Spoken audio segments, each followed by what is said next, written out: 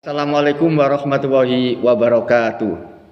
Anak-anakku kelas 3 min 2 Sedati yang dirahmati Allah Subhanahu wa taala. Selamat berjumpa lagi dalam pelajaran Al-Qur'an Hadis.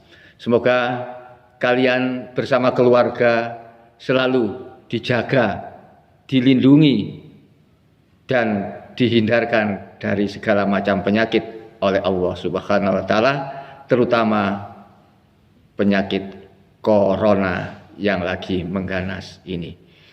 Anak-anakku yang dicintai Allah Subhanahu wa taala, pada siang hari ini Pak Darmaji akan meneruskan pembahasan tentang surat Al-Kafirun. Oke? Surat apa anak? Al-Kafirun.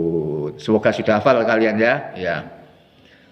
Anak-anakku yang dicintai Allah Subhanahu wa taala, salah satu surat yang isinya tentang toleransi beragama.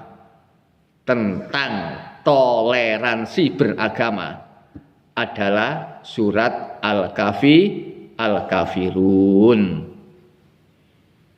Surat ini intinya menjelaskan tentang saling menghargai, perintah untuk saling menghargai di dalam beragama.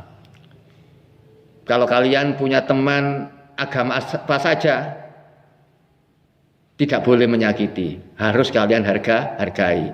Walaupun kalian tidak boleh ikut-ikutan untuk melakukan ibadah mereka, tidak boleh ikut ibadahnya mereka ya, enggak boleh. Tetapi kalau masalah keyakinan kalian harus saling menghargai. Kalau ikut ibadah jangan, gitu ya.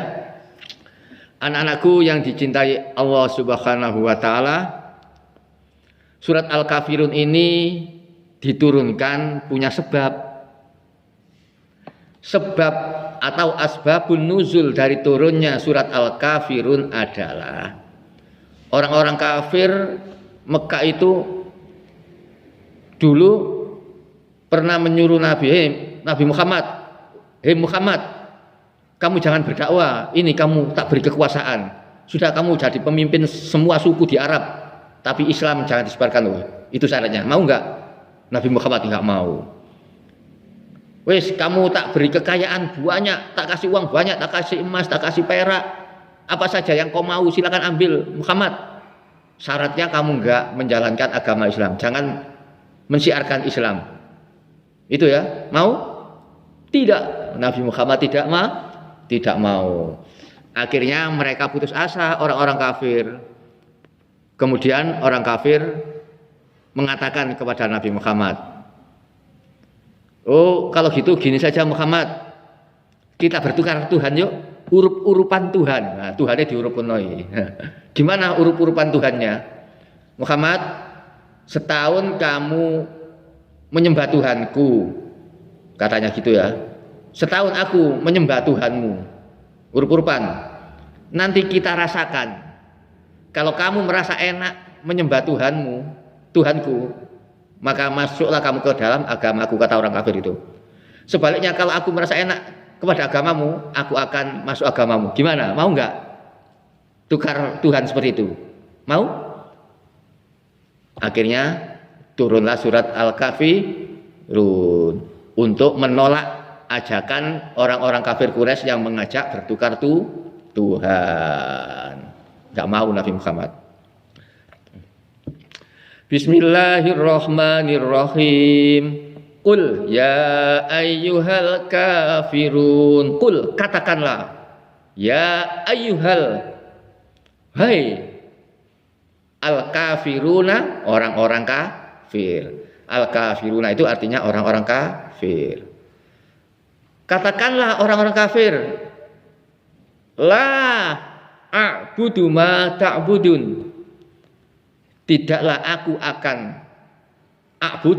menyembah ma ta'budun, apa yang kalian sembah. Artinya Nabi Muhammad tidak akan menyembah apa yang mereka sembah. Yang mereka sembah itu kan berhala, patung ya. Bahkan di daerah Mekah seputar Ka'bah itu ada beberapa patung ya, yang besar-besar dan banyak sekali di seputar Ka'bah dulu ada sekitar 360 patung. Itu sesembahan orang-orang kafir. Wala antum abiduna ma a'bud, dan tidaklah dan kalian bukan penyembah Tuhan yang aku sembah. Dan tidaklah kamu sebagai penyembah apa yang aku sembah. Artinya bisa dibalak-balik seperti itu ya. Maksudnya sama saja. Dan tidaklah kamu sebagai penyembah apa yang aku sembah. Moh, enggak mau aku. Ya. Wala ana abidum ma abattum, dan aku tidak pernah menjadi penyembah apa yang kalian sembah. Enggak, aku enggak akan pernah menjadi penyembah apa yang kamu sembah. Aku tidak akan pernah menyembah berhala. Aku enggak akan pernah menyembah patung. Aku tidak akan pernah menyembah patung Mana, Lata, Uzza dan patung-patung lain yang banyak itu. Enggak, gampangnya gitu ya.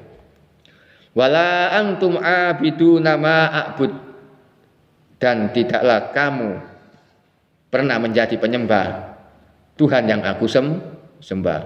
Dan kamu wis gak usah melok-melok nyembah Tuhanku juga. Kamu sekalian juga jangan ikut-ikutan nyembahku juga, enggak apa-apa. Sudah enggak usah tukar-tukar Tuhan. Aku enggak nyembah Tuhanmu, kamu juga enggak nyembah Tuhanku. Sama, sudah enggak usah kalau gitu. Tegas Nabi Muhammad menolaknya ya. Lakum dinukum waliyadin. Untukmu agamamu, untukku agamaku. Nah, ayat ke-6 inilah inti dari perintah untuk bertoleransi.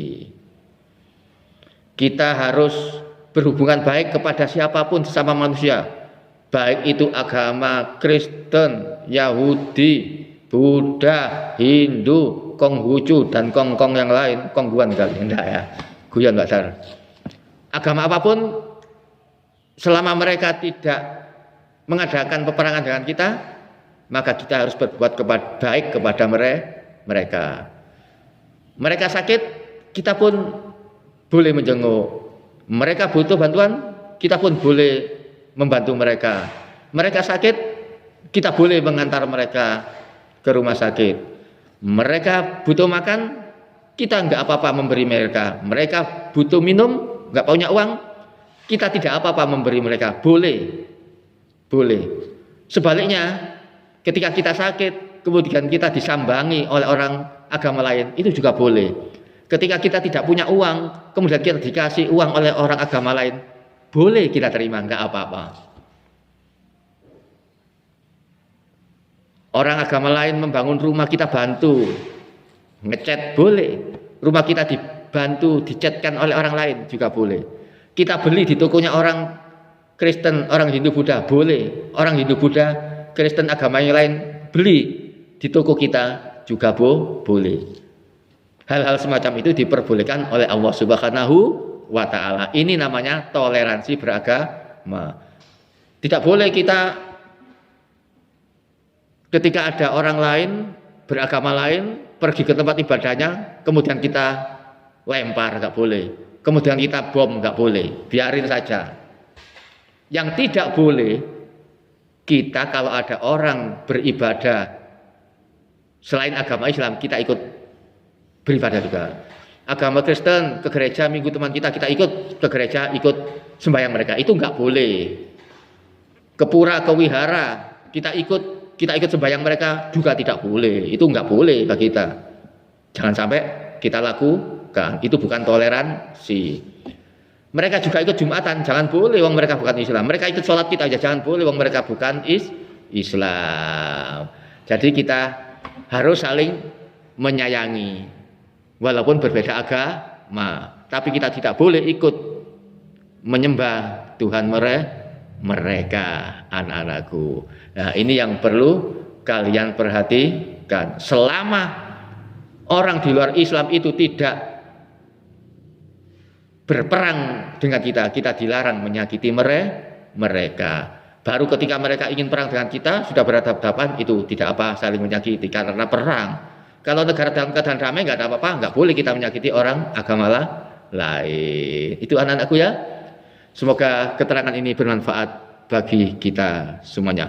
Wallahul muwaffiq ila aqwamit thoriq. Wassalamualaikum warahmatullahi wabarakatuh.